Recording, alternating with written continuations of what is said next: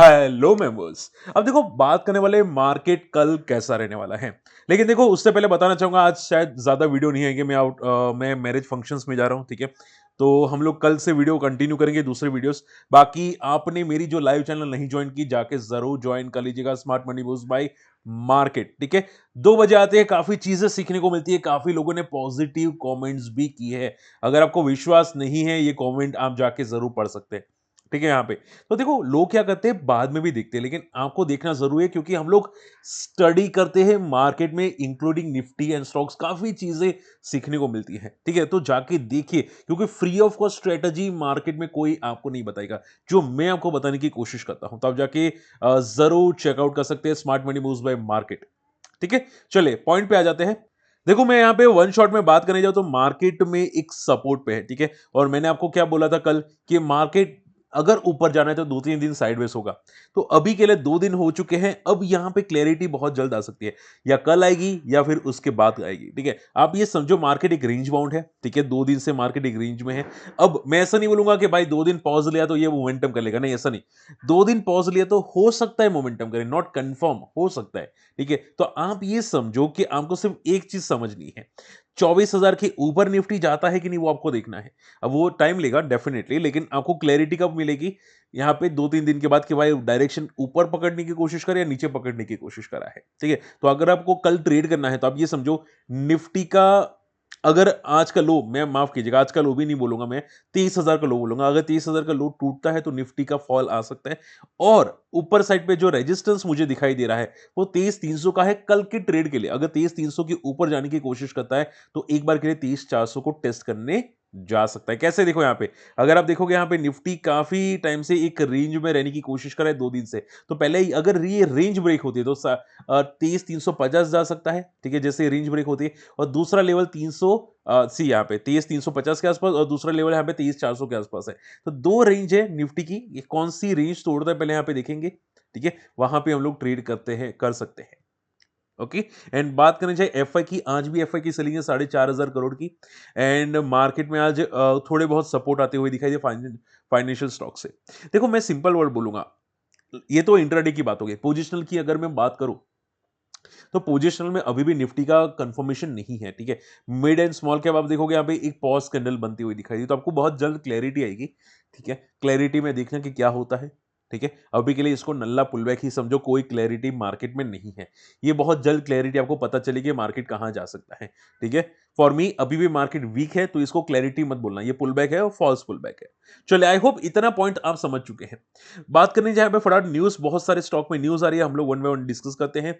Exide industries में यहाँ पे बहुत पॉजिटिव न्यूज आ रही है। ये कंपनी यहाँ पे 1.5 बिलियन रुपीज सब्सिडरी में इन्वेस्ट करने वाली है। और देखो ये लोग मुफ्त में तो कोई इन्वेस्ट नहीं करते, ठीक है। इन्वेस्ट करने वाले यानी कि क्या करने वाले, कंपनी को ग्रोथ करने वाले हैं, कंपनी को एक्सपांड करने वाले हैं। और अगर एक्सपेंशन होते हैं तो स्टॉक कहां होता है, स्टॉक कहां पे जाता है, मैं आपको पहले भी बता चुका हूं।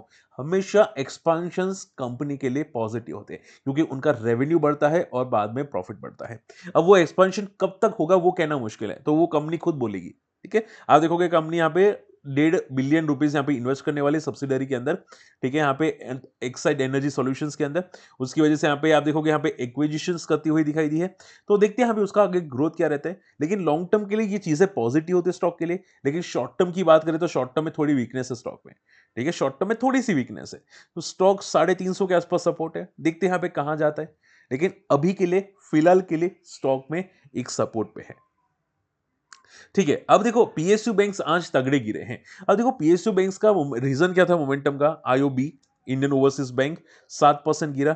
यूको बैंक भी यहाँ पे 5-7% गिरता हुआ दिखाई दिया, अगर मैं गलत नहीं हूं तो यहाँ पे 6% गिरता हुआ दिखाई दिया। रीजन क्या था, लोग या बोल सकते हैं यहाँ पे जो बोलते हैं ना मैनिपुलेटर्स, ये मान के चल रहे थे यहाँ पे कि ये जो फंड रेजिंग प्लान है, ठीक है, वो क्यूआईपी के जरिए नहीं ओएफएस के जरिए होगा। लेकिन अभी हम माना जा रहा है कि अभी क्यूआईपी के जरिए होगा, ठीक है। तो इसकी वजह से ये सभी स्टॉक्स आपको क्रैश होते हुए दिखाई दिए, ठीक है। यानी कि जो फंड रेजिंग का प्लान है वो अलग तरह से है। तो मैंने पहले ही बोला था कि सीएनबीसी वाले फालतू के बकवास न्यूज फैलाते हैं और उनकी न्यूज को ज्यादा फोकस नहीं करना चाहिए। उनकी न्यूज पे अगर आप ट्रेड करने की कोशिश करोगे, इन्वेस्ट करने की कोशिश करोगे, आप ट्रैप हो जाओगे, ठीक है। तो आप एटलीस्ट मेरा पॉइंट समझते तो अभी आपको काम आ जाता, ठीक है। स्टॉक यहाँ पे कल देखो, माफ कीजिएगा, स्टॉक यहाँ पे गैप डाउन ओपन होता हुआ दिखाई दिया। अब कहना मुश्किल है कि क्या हो सकता है स्टॉक के अंदर, क्योंकि ये प्योरली ब्रेकडाउन है, ठीक है। अब स्टॉक का सपोर्ट है 45 आईओबी का, एंड यूको की बात करने जाए यहाँ पे, सी यूको का यहाँ पे सपोर्ट है अप्रोक्सीमेटली, जो कल का लो था वो है 38, ठीक है। तो अभी ज्यादा पैनिक मत करो, अगर कोई फंस चुका है तो एक दो दिन देखो कहाँ जाता है, उसके बाद कोई डिसीजन लो स्टॉक के अंदर, ठीक है। और हमेशा याद रखो कि अगर स्टॉक सर्किट में क्लोज होता है, मान लो आईओबी सर्किट में क्लोज हुआ, यूको बैंक सर्किट में क्लोज हुआ, तो आपको एक बात लिख लेनी चाहिए कि वो गैप डाउन ओपन नहीं होना चाहिए, ठीक है। अगर सर्किट में क्लोज हुआ तो स्टॉक को गैप अप ओपन होना चाहिए, क्यों? क्योंकि बड़े बड़े स्टॉक को बाय किए थे, एक, ठीक है, एक दिन पहले क्लोजिंग से पहले बाय किए थे। अगर वो लोग यहाँ पे गैप डाउन ओपन करवा रहे हैं, यानी कि स्टॉक में प्रॉब्लम है, स्टॉक और फॉल करेगा, तो आपको ये चीज समझनी चाहिए, ठीक है। तो शॉर्ट एंड सिंपल में सर्किट वाले स्टॉक कभी भी गैप डाउन ओपन नहीं होते, अगर होते हैं तो वो नेगेटिव है, ठीक है। तो आपको उसी में कॉशियस रह जाना चाहिए था। चलिए फटाफट बात करते हैं यहाँ पे बैंक ऑफ महाराष्ट्र के नंबर्स। नंबर्स मुझे तो पसंद है, ठीक है। Quarter to quarter, year to year काफी अच्छा है। एनपीएस भी यहाँ पे थोड़े बहुत डिक्रीज होते हुए दिखाई दिया, तो मुझे तो नंबर काफी हद तक पसंद है बैंक ऑफ महाराष्ट्र के। ग्रोथ भी काफी अच्छी है और सबसे सस्ता बैंक है यहाँ पे, ठीक है, बैंक ऑफ महाराष्ट्र। और आप देखोगे आज ज्यादा फॉल भी नहीं हुआ है, तो नंबर तो अच्छे हैं, देखते हैं यहाँ पे कहाँ जाता है। हालांकि फ्यूचर में थोड़ा कहना मुश्किल है, क्योंकि मैं हर बार बता चुका हूं कि जब भी रेट इंक्रीज होते हैं, रेपो रेट, ठीक है, तब बैंक ऑफ महाराष्ट्र हर बार बढ़ता है, ठीक है। 2005 से लेकर 2011 तक ऐसा हुआ था, उसके बाद फॉल हुआ था, और वापस अब रेट बढ़े हैं तो वापस ऐसा हुआ। तो मैं नहीं चाहता आप लोग फंस जाए, थोड़ा कॉशियस रहना पीएसयू बैंक्स के अंदर, ये हर बार ऐसा ही होता है यहाँ पे, उसके बाद गिर जाता है, ठीक है। तो थोड़ा कॉशियस रहने की जरूरत है आप लोगों को पीएसयू बैंक्स के अंदर। एचडीएफसी लाइफ इंश्योरेंस, देखो लाइफ इंश्योरेंस के नंबर मुझे तो मिक्स लगे, क्योंकि सेल्स में काफी डिक्लाइन है, लेकिन नेट प्रॉफिट या इबिट्टा बेसिस पे काफी अच्छा जंप है एचडीएफसी लाइफ इंश्योरेंस का। हालांकि स्टॉक महंगा है, 73 की पी पे ट्रेड करता हुआ आपको दिखाई दिया है। तो मैं आपको वन शॉट आंसर करूं, मुझे स्टार्टिंग से ये स्टॉक पसंद नहीं था, क्योंकि एक तो महंगा स्टॉक एंड कोई ग्रोथ नहीं। आप देखो यहाँ पे 2018 से एक ही रेंज में है, सिंस 2018, काफी साल हो चुका है। तो ऐसे स्टॉक मुझे ज्यादा पसंद नहीं आते, ठीक है। थोड़े से वॉलेट लो प्रॉफिट वाले स्टॉक्स होते हैं, ऐसे स्टॉक में ज्यादातर नीचे के लेवल से ट्राई करता हूँ, बॉटम लेवल से ट्राई करता हूँ। लेकिन नंबर्स मिक्स है, ठीक है। नंबर्स मुझे लिटिल बिट पॉजिटिव साइड लगे, based on the EBITDA. EBITDA यहाँ पे जो आया ना वो काफी पॉजिटिव है। तो देखते हैं यहाँ पे कल जाता है कहाँ पे, चांसेस तो अपसाइड का है, देखते हैं यहाँ पे, ठीक है। हो सकता है यहाँ पे पुल बैक करे, लेकिन ऐसा भी नंबर नहीं है कि स्टॉक नया हाई ब्रेक करने की कोशिश करे, ऐसा नंबर नहीं है, ठीक है। इसके लिए यहाँ पे कंपनी को तोड़ फोड़ नंबर चाहिए, ठीक है। तो थोड़ा देखिएगा, कॉशियस रहेगा। एलएनटी टेक के नंबर देखते हैं, यहाँ पे बहुत ही बेकार नंबर है, ग्रोथ प्रॉफिट में बिल्कुल भी नहीं है, डिक्लाइनिंग मोड में है, इनका प्रॉफिट थोड़ा सा नेगेटिव है, वर्स्ट नंबर है कंपनी के एलएनटी टेक के। अब देखो फ्यूचर कमेंट्री पे डिपेंड करता है, आप पूछेंगे सर नंबर खराब है, मान लो कल ऊपर गया तो फ्यूचर कमेंट्री पे ऊपर जाता है, अगर जाता है तो, ठीक है। तो इनकी कमेंट्री देखनी पड़ेगी कि ये लोग कमेंट क्या करते हैं। हालांकि मैंने कमेंट्री देखी नहीं है, लेकिन नंबर जिस तरह से आए हैं, स्टॉक में ग्रोथ कम दिखाई दे रही है अभी के लिए, ठीक है। तो आप ये समझो कि अभी के लिए स्टॉक का सपोर्ट 4000 के आसपास है। अगर मान लो ये लाइफ हाई ब्रेक कर गया तो ये बहुत पॉजिटिव होगा, ठीक है। तो हम लोग वेट एंड वॉच करेंगे। नंबर्स वीक है ऑन अ सीरियस नोट, ठीक है। अगर कल शॉर्टिंग के लिए भी पॉसिबल होगा तो भी देखेंगे हम लोग, ठीक है, इंट्राडे शॉर्टिंग, ठीक है। लेकिन थोड़ा कॉशियस रहेगा ट्रेड अगर करते हैं तो। Okay, last not the list, MRP agro बहुत ही सॉलिड नंबर है, बहुत बहुत बहुत फाड़ू नंबर है। इसका जो ग्रोथ है एमआरपी एग्रो का भाई 119% का ग्रोथ है सेल्स में, एबिटा में यहाँ पे 800% का ग्रोथ है। तो एमआरपी एग्रो एसएमई स्टॉक है, ठीक है। यहाँ पे आप देख सकते हैं ये स्टॉक सर्किट टू सर्किट जा रहा था, और एक टाइम पे आप देखो यहाँ पे 15 रुपए का स्टॉक आज 150 पे ट्रेड करा है। एसएमई स्टॉक क्वालिटी स्टॉक होते हैं बहुत सारे, तो आपको देखो मैं ऐसे फोर्स नहीं करूंगा, आपको रिकमेंडेड नहीं करता, लेकिन कुछ क्वालिटी स्टॉक्स आपको भी रडार पे जरूर रखने चाहिए, ठीक है। हालांकि वॉलेटाइल होते हैं एसएमई, इज टोटली वॉलेटाइल, तो बी केयरफुल। आपको अगर एसएमई नहीं पसंद आ रहे तो अवॉइड कीजिए, क्योंकि लॉट साइज होती है स्टॉक में। लॉट साइज यानी कि 2 लाख का, 3 लाख का, 4 लाख का, ऐसी लॉट साइज होती है। आप रिलायंस को कैसे एक एक क्वांटिटी में बाय करते हैं, वैसे एक एक क्वांटिटी में बाय नहीं कर सकते, ये बात याद रखिएगा, तो रिस्क होता है। ओके, चलिए, आई होप ये पॉइंट समझ में आ चुका है, ठीक है। अब फटाफट आप लोगों की मैं क्वेरीज लेना चाहूंगा। सबसे पहली क्वेरी आ रही है हर्ष मोदी जी की, यहाँ पे सर कल्याण ज्वेलर्स की प्राइस पे बाय करे। देखो अगर मैं गलत नहीं हूं, ठीक है, पहले एक बार मुझे रिजल्ट देखना पड़ेगा, रिजल्ट कैसे आते हैं। जहां तक मुझे पता है कि आई थिंक रिजल्ट आ चुके हैं, एक बार मैं देखना चाहूंगा यहाँ पे रिजल्ट। एक सेकेंड, रिजल्ट नहीं आए, ठीक है। तो रिजल्ट में देखना चाहूंगा कैसे आते हैं, एंड अगर वीक आते हैं तो प्रॉब्लम है।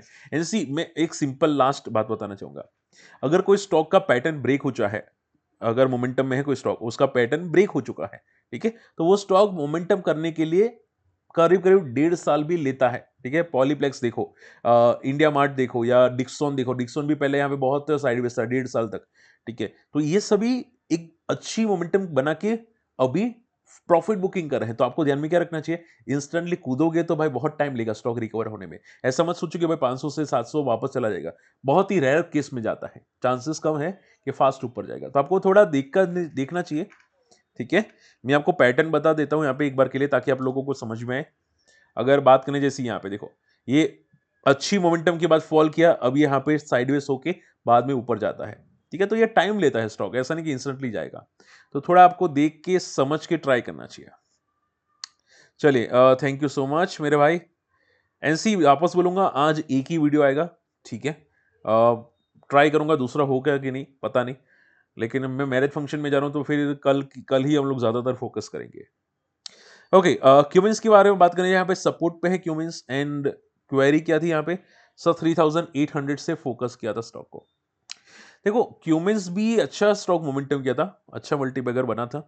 देखो शॉर्ट टर्म में मैं वापस बोलूंगा, रिजल्ट के बाद ही क्लियर आइडिया आएगी कि रिजल्ट कैसे है। अगर रिजल्ट तोड़ फोड़ होते तो फिर नंबर तो फिर मजा आएगा स्टॉक में, ठीक है।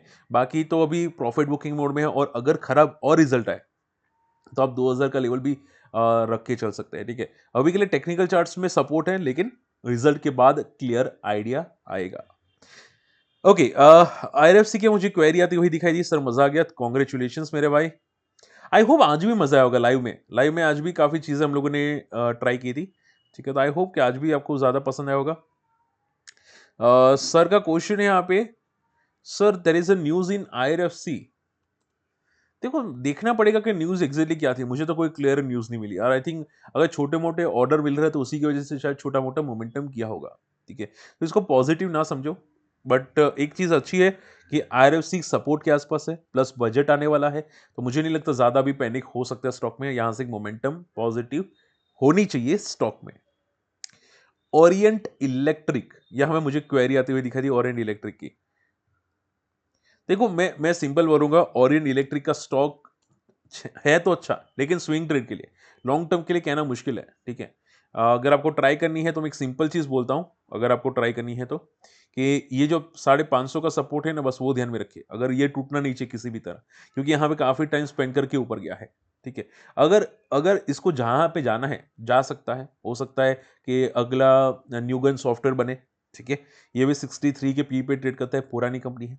तो आप ये समझो कि कंपनी में दम तो है, अच्छी प्रॉफिट जनरेट करे, अच्छा कंपनी, अच्छा स्टॉक है, लेकिन अभी मार्केट कंडीशंस में ऐसा नहीं कि भाई कोई स्टॉक को लॉन्ग टर्म के लिए फोकस किया जाए, क्या पता स्टॉक क्रैश हो जाए, ठीक है। तो बंदे में दम जरूर है, ठीक है, लेकिन कहना मुश्किल है, डिफिकल्ट है